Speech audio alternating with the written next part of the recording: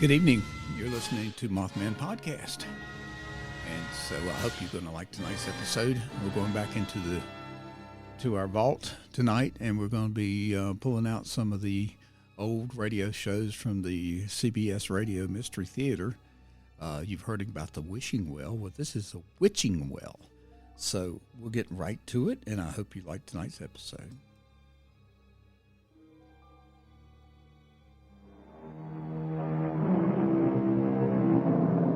Come in. Welcome. I'm E.G. Marshall. If there ever was a country of myth and legend, it's the Emerald Isle, that precious gem that adorns the restless sea, Ireland. But for all its gay and infectious beauty, its green fields and the riot of colored flowers, there is a darker side that haunts this shining isle.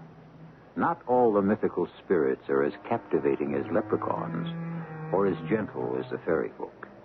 The Celtic gods of olden times still lurk in the shadow of the woods, the deep mountain glens, the black velvet night. This man swam across the Irish Sea? Not man, sir. Sure, he was more than man. A boggart or a god or whatever you'd like to call him. And evil as a raven. Colossal he was, so no ship or house could hold him. And his heart as black as the pits of hell.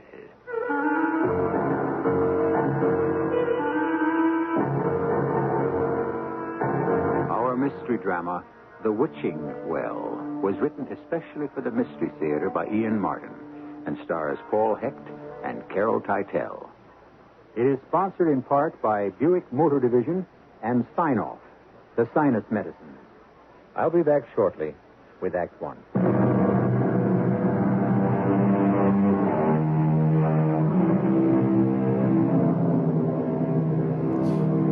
You're listening to Mothman One of the Radio. basic pagan worships in any land is the adoration of water. From the beginning of man, the well has been a shrine, a symbol of life to be propitiated by sacrifice and prayer. If not the well itself, the gods or devils or guardians of its sacred content. So now let us join Patrick Kinsella of Boston, fourth-generation Irish, as he starts unwittingly on a trip which will take him back to his family roots and beyond them to a brooding, misty, foreboding past, a past where timeless spirits stir and live again. Thank the Lord you're not your father's son. And what does that mean? I meant only that you take after your mother's side of the family. Oh, my mother, I hope not. I remind you that you're talking about my daughter. I'm sorry, Uncle F. I didn't mean to hurt you. It's just that Mother was so cold and withdrawn and, well, I don't know, bitter. Well, whatever she was, your father made her that way. With his womanizing and his extravagance and his drinking. That's not true. He was only driven to that because... God, in the name of heaven, would you leave him alone to lie dead in peace? And Mother, too. Yeah. I'm glad you have some regard for her. I do, Uncle, I do. It's just that somehow we were never close, Like you and Michael. Well, Lord knows he loved you. The one unselfish passion he ever had, I suppose. Well, does that complete the formalities concerning Father's will? Oh, no, just one more thing. This. Well, what is it? An envelope, obviously, sealed. About its contents, I know nothing. Oh, is it all right to open it? It's addressed to you. Well, why are you hesitating? I don't know. Hunch. Just a feeling. What sort of feeling? Well, that maybe this should die with him, that it's something better left alone. You know me, Uncle. Oh, yes. You were a strange and wonderful little boy, I have to remember. When I was younger and a little more full of sap and vigor, I used to call you the changeling. I wouldn't have been a bit surprised to find your ears growing into points. You seem to be aware of so much beyond us stiff-necked old Yankees. Yeah. I remember you used to kid me about leading you to the pot of gold at the end of the rainbow. That's why I'd like to have you in the bank now. I still think you could lead us all to it. Just the way I thought your father could once. Let's not get back into that, Uncle. Let's just open this mysterious envelope. Well? No, it's just something he wants me to do. Is it a secret? Oh, no. Well, he doesn't say. Well, sort of, I suppose. Well, not between us. Well, let me read it to you. Dear son, among all the things in our relationship which has made it the best of my life was the fact we never questioned each other but accepted us on faith. So I ask a final act of faith with no questions asked. Please continue to issue a banker's check for $800 every month as indicated to the following address, Box 13, Branwell, County Meath, Ireland. That is all? Yep. No name? No name. What for? No indication. Or how long he's been paying? Nope. And how much? $800 a month. That's nearly $10,000 a year. Mm-hmm. You're not going to keep paying that out. Oh, yes, Uncle F, I am. It was my father's wish. I'm living up to it. There's only one thing I'm not living up to. And that is? I'm not going to do it without a reason, which means I can answer an earlier question of yours. I know what I am going to do with myself. I'm going to make a trip to Ireland. I'd like to know just who's picking up that check from Box 13, GPO, Branwell, County Meath.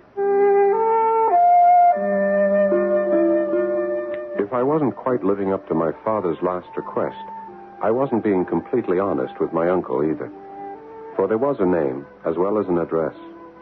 Boann Connaught. So on the next plane, I left for Ireland and Branwell, wherever that turned out to be.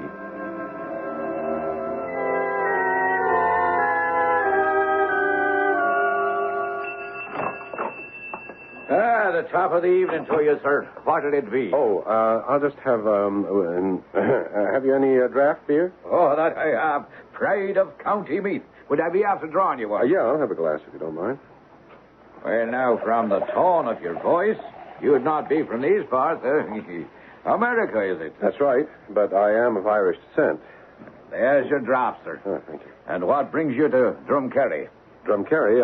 I thought this was Branwell. Well, so it is in a manner of speaking, or was, you see. Been all of 18 years since we used the old name. The old name? That's right, sir. Up till January 15th, 1922, then it got changed. A lot of things changed once we became the Irish Free State. You mean this town has been called Drumcarry since 1922? That's how it'd be, all right. But if letters were posted to Branwell, they'd still be delivered. Oh, naturally. Even after all these years? Well, now, Lord bless you, sir. I've been postmaster here the last 25, so I can assure you any letter sent here would find its way to its proper destination, whether it was to Branwell or Drumcarry. I see. Why did you change the name? Oh, I don't know. Superstition, maybe. Not a very pleasant name, after all. Oh, seems pleasant enough to me. Well, that's because you wouldn't know Irish history, or local history, for that matter. One reason or another, it's been a real curse, that old well. Well? What old well? Well, the one the town got its name from. Bran's Well, do you see, to begin with? Yes, there actually is a well. Oh, yes. Well, that is, there was. Been capped up ever since, long enough ago. No need for it once the water supply was brought in. Folks weren't using it anyway, what with its history. But what happened to the well? Did it go bad? From bad to worse. Though 'twas never any good in the first place, to my mind. Not after, as they say, Bran took it for his living place. Who was Bran? Oh, you never heard of him, weren't sure? It is not surprising, since he was Sassenach, and you being of Irish descent. Sassenach? A British man, British. He belonged to them, and we never asked any part of him. But they chased him out of Wales.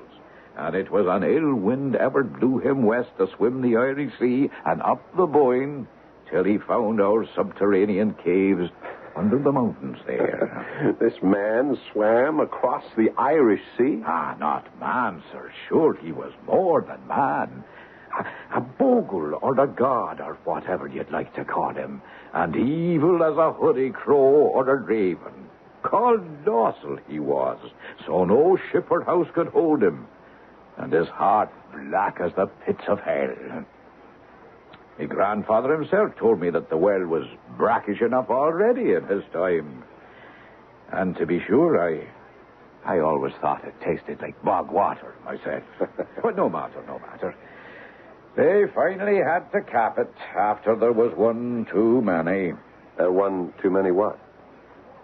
Ah, well, sure. Why should I be bothering you with local gossip and old wives' tales? Have another brew on the house. Oh, that's very kind of you, sir. Well, it's getting late. I have to find some lodgings. Do you also have an inn here? No, I'm afraid not. But how long would you want to be staying? Well, I'm a writer, and I wanted to get some background and local color.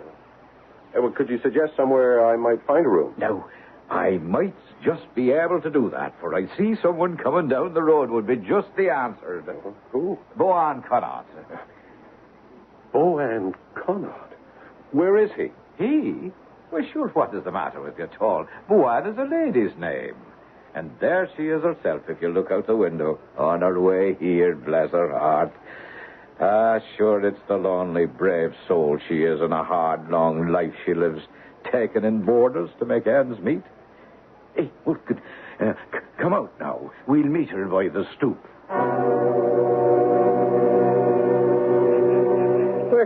God save you, Mrs. Connaught. Where are you off so late in the eve and in such a hurry? I had a call then, Mr. Muldoon, do you see? Oh, a call, was it? And from where at all? On the telephone? Sure, you know I don't have such an instrument in the house. From the voices. No, there, 'tis a mite early for the little folks to be about yet. Stop your nonsense, Sean Muldoon. I don't hold with frippery the like of that. I have my own voices, and they serve me well. Was there something for me in the post, then? No, sure, not even one of them advertisements. Number 13 is as bare as the old woman's cupboard. But I heard it so clear. Well, maybe you did, after all. For he is a gentleman, a writer and all, is looking for lodging for a while. And 'twas in my mind that you might want to take him in. It'd only be for a couple of weeks, Mrs. Connaught. I'm willing to pay anything within reason. You're from the States. Yes, I am. I should introduce myself. My name is Patrick Kinsella. Well, now, there's a fine Irish name for you, eh? Is it not? Kinsella. Patrick? Well, the full name is Michael Patrick Kinsella. That'll be it. The room will be 10 and 6 a day with breakfast. 18 shillings with full board. No reduction by the week or month. It's just by the day. Well, that'll be fine. Now, let me see. Suppose I pay you 2 weeks in advance? Have your luggage? It's in my car outside. Come along, I'll drive, and you direct me where to go. I had the strangest sense that I'd stepped across a border into a dream fantasy world. We drove a short distance and over a bridge. And then, at her direction, I turned down a hill and onto a cobblestone road to stop in a courtyard paved the same way, next to a round structure about waist high that was roofed over by some heavy oaken timbers dovetailed together and shaped to fit like a lid. Is that a well? What else? That's Bran's well. The one that's never used anymore. The one that was fouled forever. As well you know. What do you mean, as well I know? Who would know better? Now, I want to know something. What? Why did you come back, Michael? Why did you ever come back?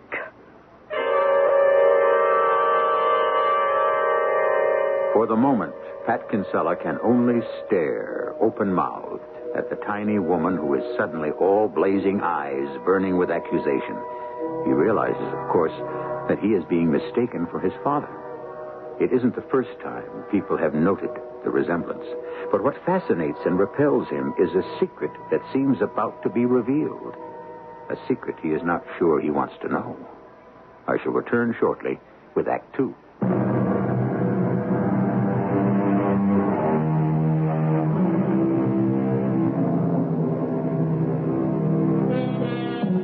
So So here is Michael Patrick Kinsella in the year 1940, sitting in a car next to a little wisp of a woman who, for some inexplicable reason, his dead father has been supporting for over 20 years, secretly.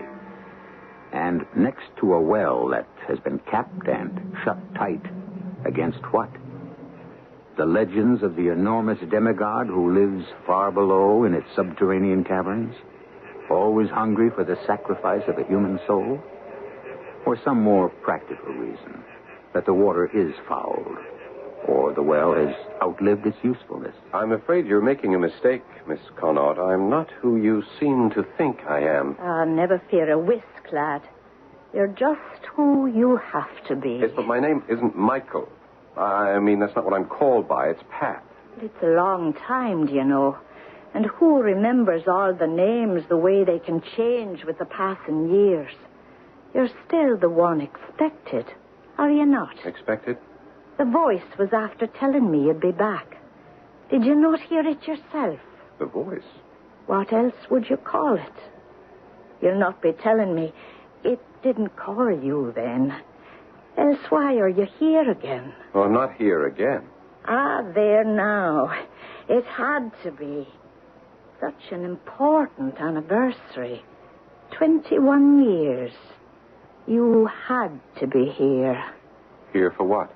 To strike off the chains, set the soul at liberty to rest in peace. Miss Connaught, forgive me, but I really don't know what you're talking about. Do you not, Michael? I'm not Michael. I'm Pat. Michael was my father. Is it so? That might account for it then. But here. 'Tis late it's coming on to be, and you could be tired and have a good meal is what you need under your belt. We'll leave the car here and walk to the house, and I'll get you settled in again. Again? You'll see. Once you're in the house, and it all begins to come back. I didn't really want to get out of the car into the Irish gloaming, that peculiar half-light between day and dark that lasts so long. But grabbing my bags, I dutifully followed the tiny figure of my hostess as she clumped doggedly, but yet with a kind of grace, down the path to a small thatched cottage with thick stone walls.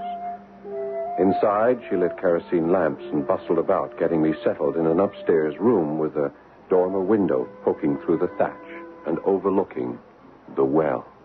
Do you remember now? Why can't I make you understand? There's nothing to remember. All I'm here for... You can't deny that bed and the well outside the window.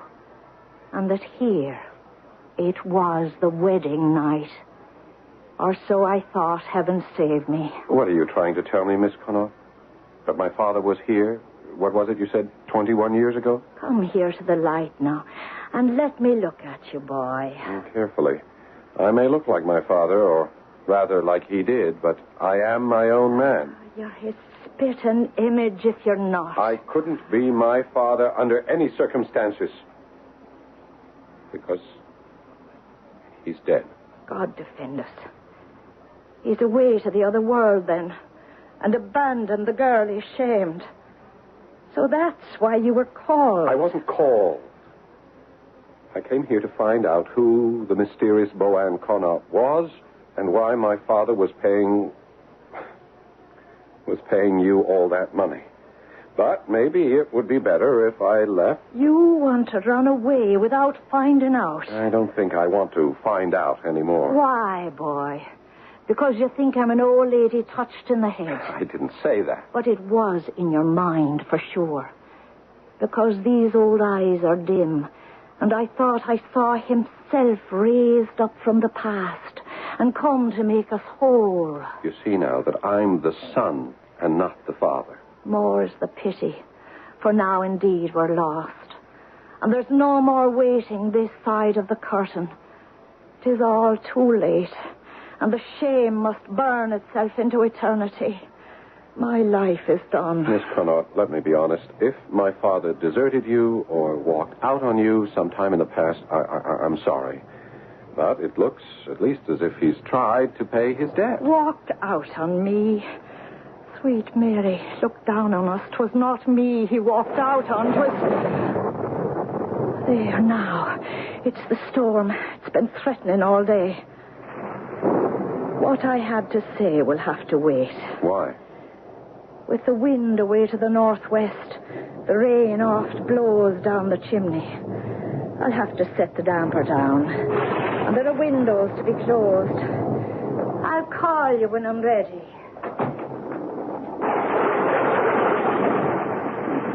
This would have been my moment to pick up my heels and run. My last chance. But I had waited too long. I went to the window, peering out through the streaming rain that blurred the window panes. For one breathtaking moment, I thought I saw the lid on the well lift, as though some strange creature was about to answer the knocking of the raindrops on his door. And then suddenly it was too dark to see anymore.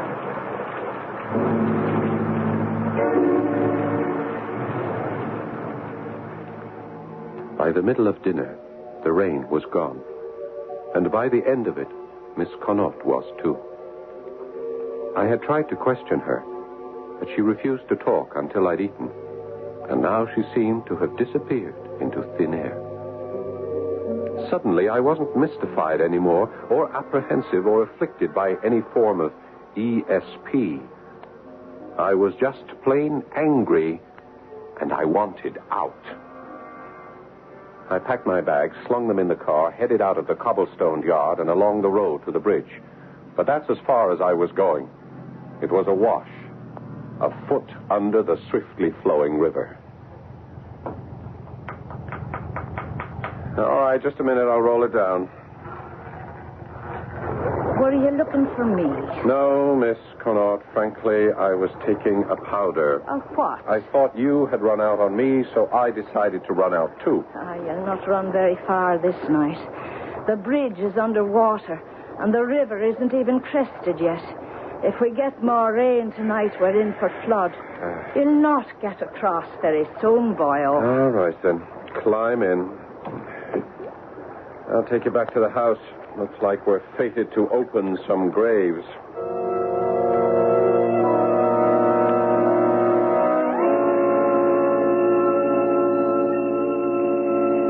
It wasn't me your father deserted. It was me younger sister, Deirdre. I never heard my father mention that name. Well, I'm sure of that. He didn't dare. Why not? Your father was weak. He wasn't a bad man, just a weak one.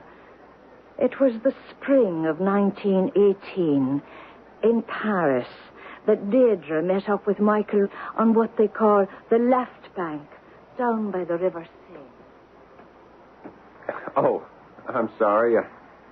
I didn't know. Pardonnez-moi, mademoiselle.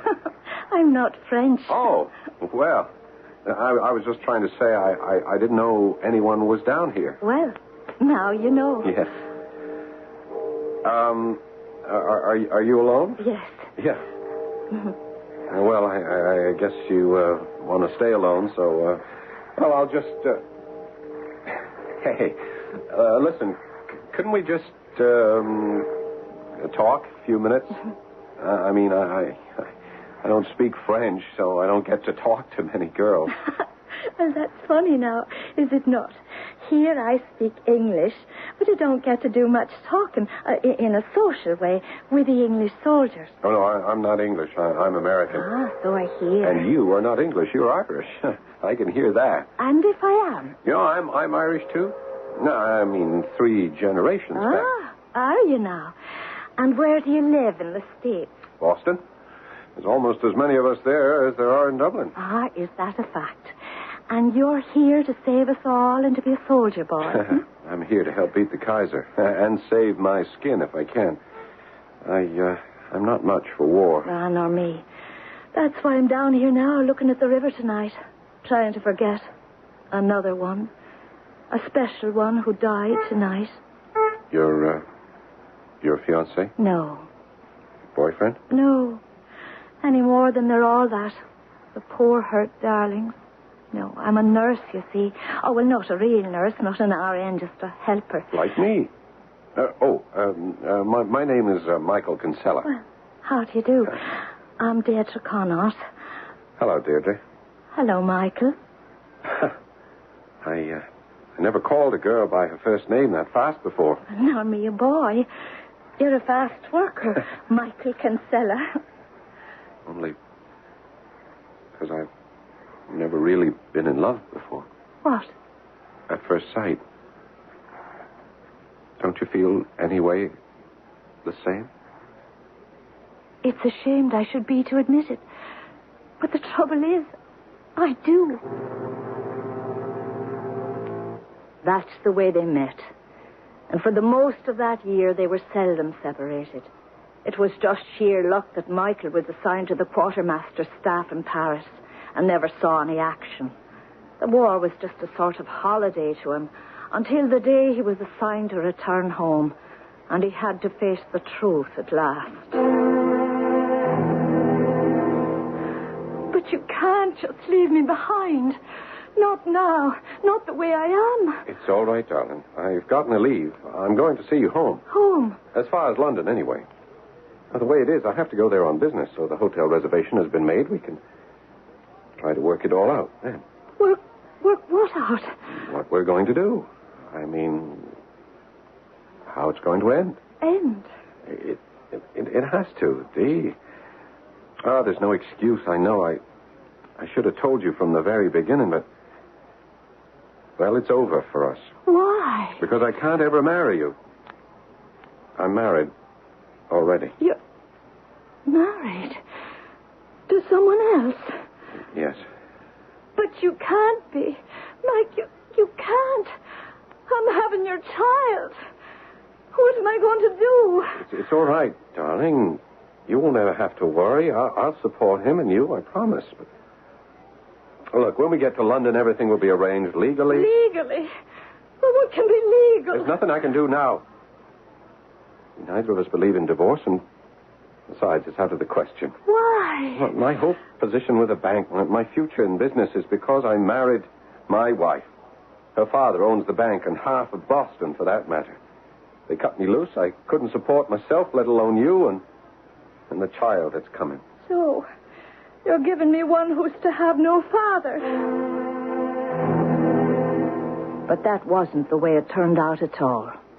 Because when they got to London, Deirdre was ready to go into labor. And what faced them there was enough to bring it on full force. What faced them, Miss Connaught? What would you guess? Mrs. Patrick Kinsella. The woman from whom your father would have done anything to hide his affair with Deirdre. My mother? Your father's wife.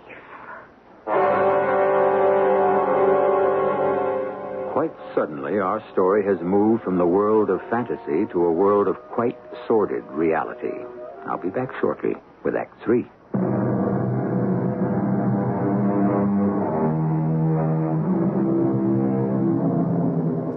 You're listening to Mothman Podcast. I'll leave all of you to imagine what happened in the scene when Michael Kinsella and Deirdre Connaught, already 7 months pregnant, unexpectedly had to face Michael's wife. There was no longer any chance for subterfuge. Everything was out in the open. And at last our story has reached the moment when the past is about to be revealed, and Michael's son, Pat, is going to learn a buried truth that will shake him to his heels. But what was my mother doing in London? Mrs. Kinsella? Well, sure she knew the hotel had been engaged in London for business. And didn't her father offer her the trip across the ocean to greet her husband that much earlier? But didn't my father know she was coming? I suppose Mrs. Kinsella thought to give him a happy surprise. Oh, 'twas a surprise, no doubt of that. But far from a happy one. To begin with, that is. What do you mean, to begin with? Well, first off, it was a terrible shock for Deirdre. And the baby was born out of its time. Dead? Oh, no. Before his time. But alive and kicking and screaming and ready to hang on to life. There was no easy way, do you see, out of it all.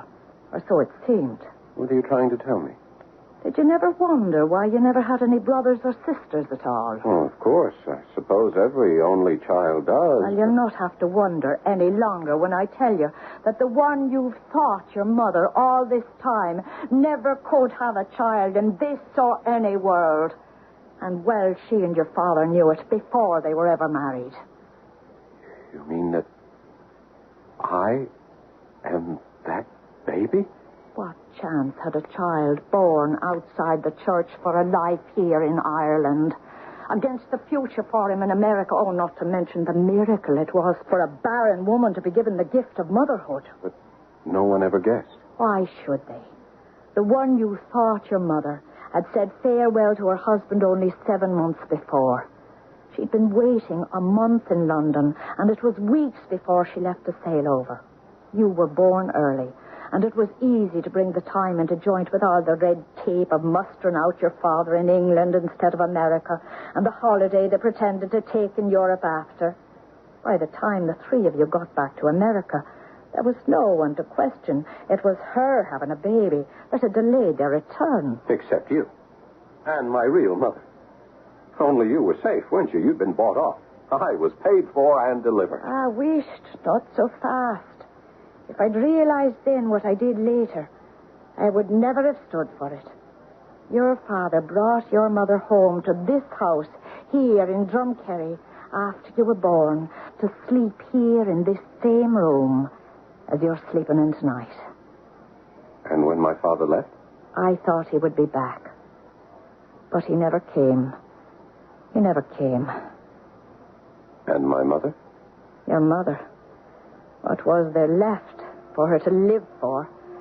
Betrayed by the man she loved more than life itself, without her baby to give her a reason for living. I still say she didn't have to sell me. It's a long time ago, Patrick, then.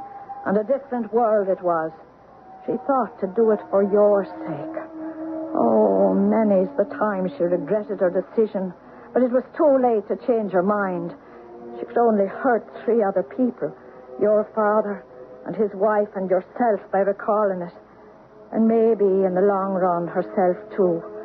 For there was nothing at all to keep life together and a roof between her and the wind and the rain but the money from America. Bitter ashes. In the end, what did it matter? Her life was over.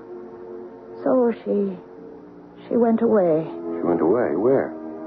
They do say that Bran lives in the caverns beneath the old well out there. And every generation he claims a life in sacrifice. Come on, Miss Conrad. Don't give me old country superstitions. Answer me. The well is fed by the River Boyne through caverns that wander deep in the earth through solid rock. She was not the first to step into Bran's well and drop into eternity.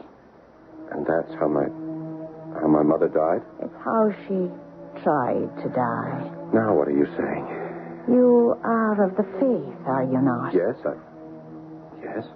Then what hope of salvation would a woman twice damned have? A child out of wedlock? Only your father's coming back and setting that straight might have saved her. He couldn't do that. I mean, even if he hadn't been, as you said, weak, his own religion... She knew that. So, lost already, she was ready to commit the other mortal sin and take her own life. Now she knows no rest. Her body was never found. No. She was never buried. There was no service. She died in sin and is left to roam seeking forgiveness with the one who might have brought her peace, dead himself.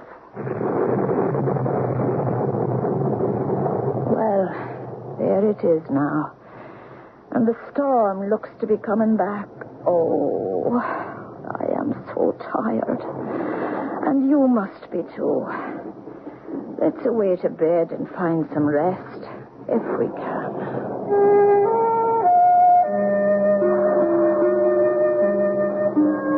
I don't suppose I've ever felt more tired in my life.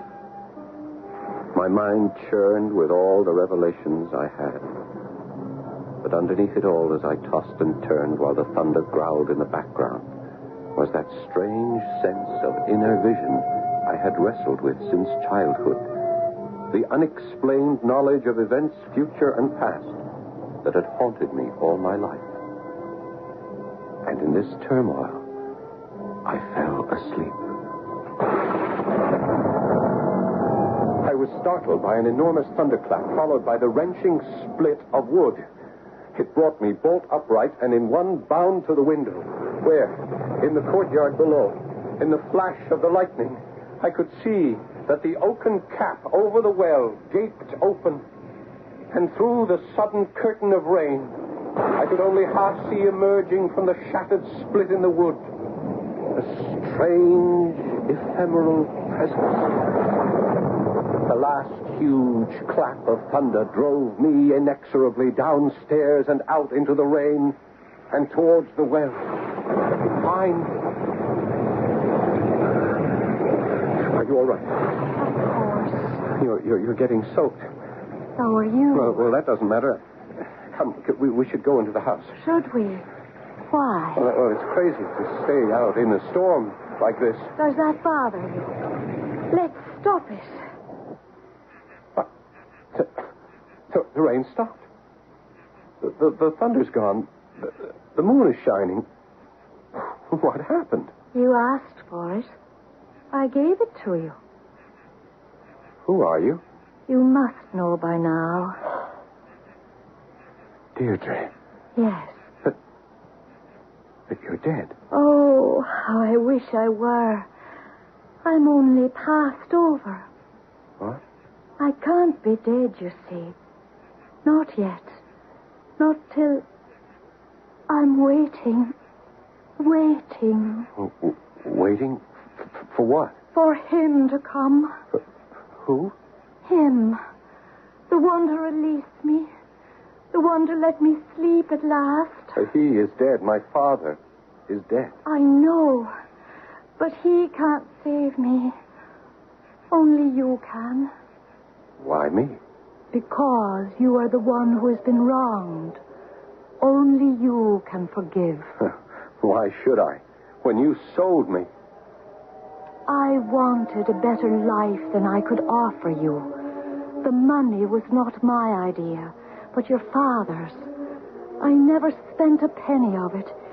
It's all saved up against the day of your coming here, as I knew you would. It will be yours now, and you will be independent now, and free, in a way Michael never was. Ooh, it's near the dawn, and my time is running out. Patrick, darling, my son, don't turn your back on me as your father did. Please. Mother, it's too late. I never knew your love, not as a child. How can I find it now when you are dead and in the grave? Give me yours now, and you will find my love. Set me free, and I'll come to you in good time. You will see. Mother, I forgive you. I forgive you with all my heart.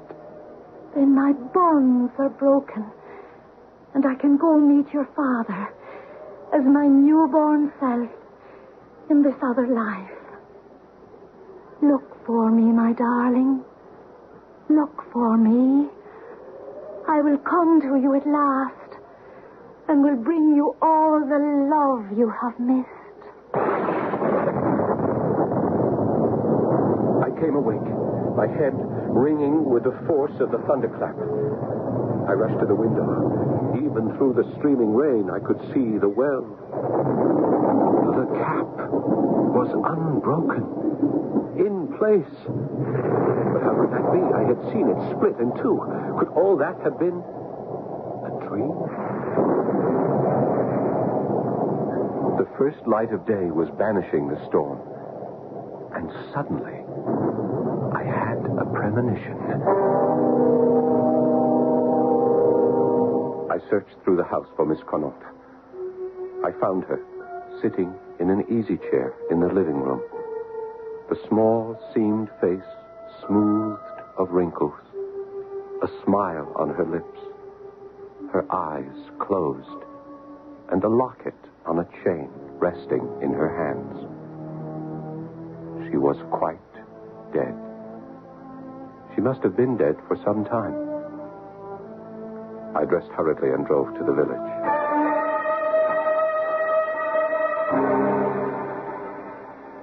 So poor little Boan Connaught is gone at last. Ah, well, 'tis a blessing. Little she had to live for and all without a man ever. Mr. Muldoon, the well, Miss Connaught had that cat, didn't she? Ah, no, indeed, that was the town. There were too many young colleens over the years stepping off its cokehead. And the last one was just too much.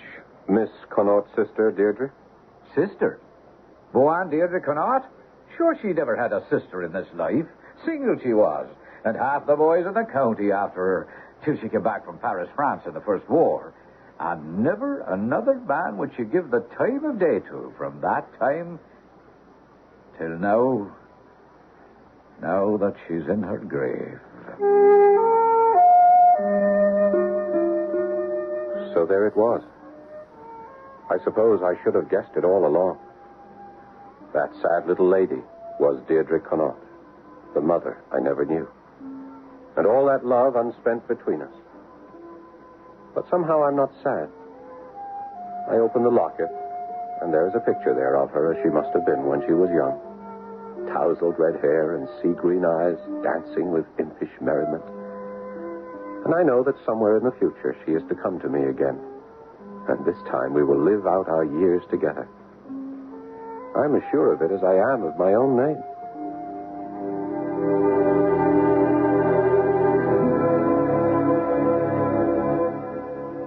A footnote.